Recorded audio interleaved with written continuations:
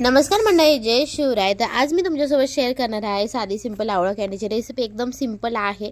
2 kilo आवळे आम्ही बाजारातून आणलेले होते. थोडे छोटे छोटेच भेटले. तुम्हाला यापेक्षा मोठे भेटले तर अधिकच चांगलं. आणि अजिबात डाग वगैरे काही एकसुद्धा डाग नाही पाहिजे त्या आवळ्यांना. ते आवळ्याने इथं मला 2 दिवस झाले होते आणि त्यामुळे तुम्हाला थोडंफार दिसत असेल.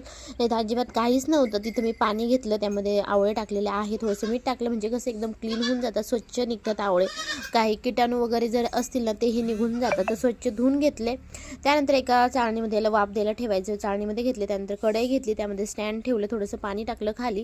त्यानंतर जे आपण चाळणीमध्ये आवळे काढून घेतलेले होते ना ती टाकली. आपली जी पोहे भिजवायची चाळण असते ना त्यामध्ये हे बघा एवढे ना 10 मिनटं असे कमी गॅसवरती उकडून घ्यायचे, म्हणजे त्याला असे चिरा पडल्या पाहिजे, म्हणजे आपल्याला जे कळ्या आहे ना ते लवकर सेपरेट होतील. बघा थंड झाल्यानंतर असे एखाद्या कॉटननी किंवा मग टिश्यू पेपरनी पुसून घ्यायचं आणि ड्राय करायच्या आणि पुन्हा एका कटोरीमध्ये काढून घेतलं.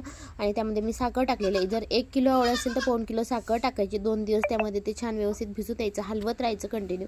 त्यानंतर असे एका ताटामध्ये सेपरेट करून घ्यायचे आणि उन्हामध्ये 2-3 दिवस चांगले कडक वाळून घ्यायचे, एकदम कडक.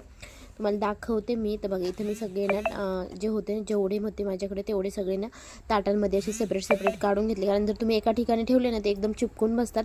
3 दिवस कंटिन्यू उन्हामध्ये वाळून घेतले आणि तुम्ही ते आवाज बघू शकता आवळ्याचा.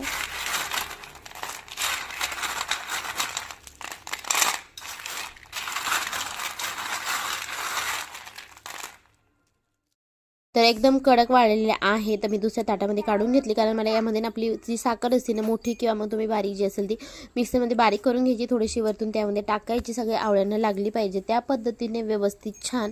तर बघा या पद्धतीने मी टाकून घेतली, सगळ्या आवळ्यांना लागल्या गेली पाहिजे, मिक्स करून घेतली छान. आणि एकदम कडक वाळलेले आहे. तुम्ही एखाद्या एअरटाईटच्या कंटेनरमध्ये किंवा आपल्या ग्लासची एखादी कोणतीही कंटेनर असेल ना तर त्यामध्ये ठेवू शकतात भरून. तर बघा इथं माझ्याकडे होती, त्यामध्ये टाकलं मी आणि बाकीचे मग दुसऱ्यामध्ये कारण यामध्ये सगळे काही आवळ्या कँडी बसणार नाही. आणि एकदम बाजारातून आणतो ना सेम तशीच होती. जर मोठी आवळी असेल तर आणखीनच छान होईल. हे टेस्टला एकदम एवढी बाहेरून आणण्यापेक्षा कॉस्टली आणण्यापेक्षा आपण घरचे घरी तीही नॅचरल एकदम पौष्टिक अशी एकदम चांगली काही मिक्स न करता बनवू शकतो. तर कशी वाटली तुम्हाला ही आवळा कँडी नक्की कमेंट करून सांगा आणि नक्की ट्राय करून बघा. सध्या आवळ्याचं सीझन आहे आणि लहान मुलांनाही आवडीने खातात, तर नक्की ट्राय करा.